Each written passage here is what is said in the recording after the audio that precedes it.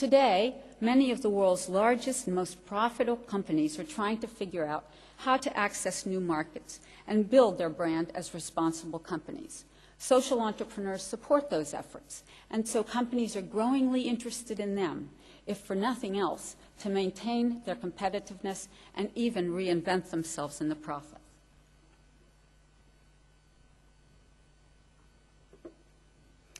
Now, governments also have a lot to learn from supporting social entrepreneurs.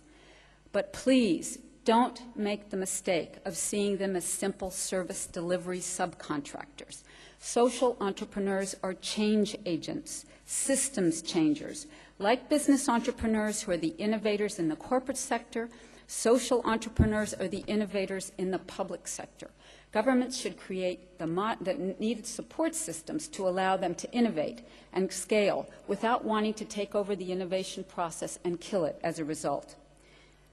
Something very important for those of you here. Social entrepreneurship is not a new field like management, medicine, law, or engineering. It is a term that captures a unique approach to applying business discipline or problems to unsustainable livelihoods. It's an approach that cuts across all of those sectors. It is innovation and a focus on systems change plus a passion for accountability and sustainability that sets a social entrepreneur apart from the rest of the crowd of well-meaning people and welfare-based organizations who dedicate themselves to social improvement. It's also that approach that distinguishes them from companies who, first and foremost, seek to maximize profits and worry about the social and environmental fallout later, and only when pressured to do so.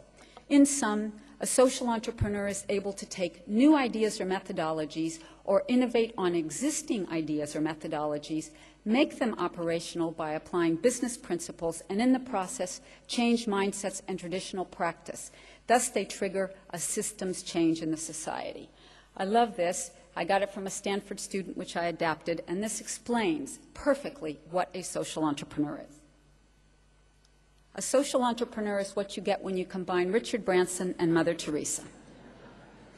At the Schwab Foundation, our mission is to build a community of practice among a wide diversity of social entrepreneurs with similar mindsets and approaching to solving a host of different challenges.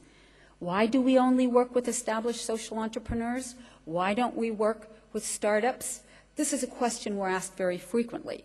There are many organizations that do that, such as Ashoka, which was represented here by Anil Chitraker, and his colleague, who is the Ashoka representative to Thailand.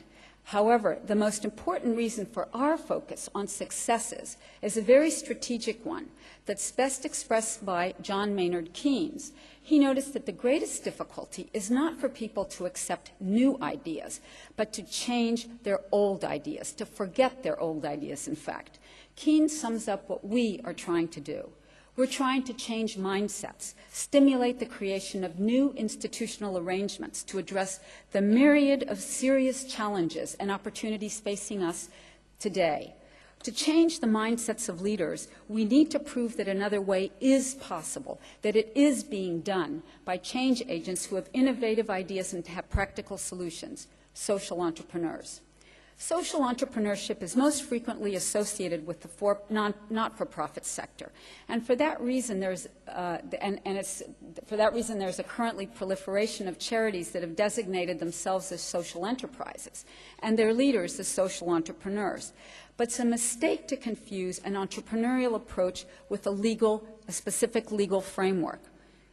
It is not the legal structure you choose to set up your organization that makes you a social entrepreneur. It is about how you address the problem. So what kinds of organizations do social entrepreneurs set up to carry out their innovative and transformational work? In our community of 84 outstanding social entrepreneurs, some set up their ventures as not-for-profits and others set them up as for-profits, depending on their theory of change and how they think they can best achieve it. Based on the accumulative experience of the Schwab Foundation over our years of experience, we're beginning to construct a typology of different organizational expressions that are created by social entrepreneurs, all of which are aimed at the sustainability of the transformational initiative. And so far, we have identified 3 such organizational expressions and their subsets. The first is the leveraged movement. I'll explain that briefly, and it has 2 subsets. The second is what we call the symbiotic model, and the third is the hybrid model. Now, in terms of the first, the leveraged movement, we have the emergence model, which is the innovation is spearheaded by a social entrepreneur who then spreads it by forming a loose network of early adopters that apply it to their own contexts. It's highly effective because the innovation is disseminated through actual practitioners and because no organizational structure is necessary to ensure that the approach is spread, and there's great flexibility and no administrative costs. An example of such a model is in our community is Takao Furuno. He's a Japanese rice farmer who has developed and disseminated a sustainable, integrated, organic rice and duck farming system. Rather than using chemical inputs, Furuno introduces ducklings into the rice paddies to fertilize and strengthen rice seedlings and protect them from pests and weeds. The process boosts farmers' incomes by 20 to 30% and decreases their workload, of course, because they're not out weeding in the fields all day, and it reduces environmental damage and increasing food security. Furuno has no organization, yet he has spread his methods to more than 75,000 farmers in Japan, Korea, Vietnam, Philippines, Laos, Cambodia, and Malaysia because of his writings, his travels, his lectures, his cooperation with agricultural organizations and governments. So that is our emergence model. We have another one. I'm not going to get into that one now. The second type of leveraged movement is what we call the structured catalyst model, whereby the social entrepreneur creates the innovation and then sets up a nonprofit organization to drive its adoption. In doing so, it commits a cross-section of society, from individuals to private and public organizations, that drive the innovation forward through a multiplier effect. So longer-term sustainability is enhanced because of the commitment of all of those who are engaged fully into the same vision and objectives of the organization, which end up actually transcending the very organization itself. An example from our network of this model is City Year, which was founded by 2 Harvard Law School graduates, Michael Brown and Alan Casey. It was started because they were concerned about the community disengagement and racial polarization that existed in the United States.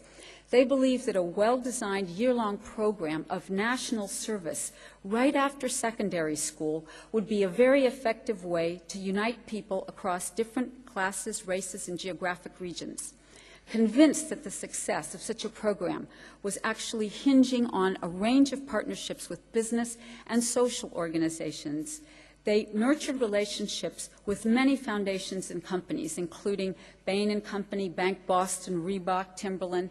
And over the past 15 years, City Year has been able to grow because it's worked with 750 organizations. And that has spread the model to 15 states in the U.S., mobilized over $109 million from corporations and foundations, and about $87 million from the government. And City Year now is in South Africa as well.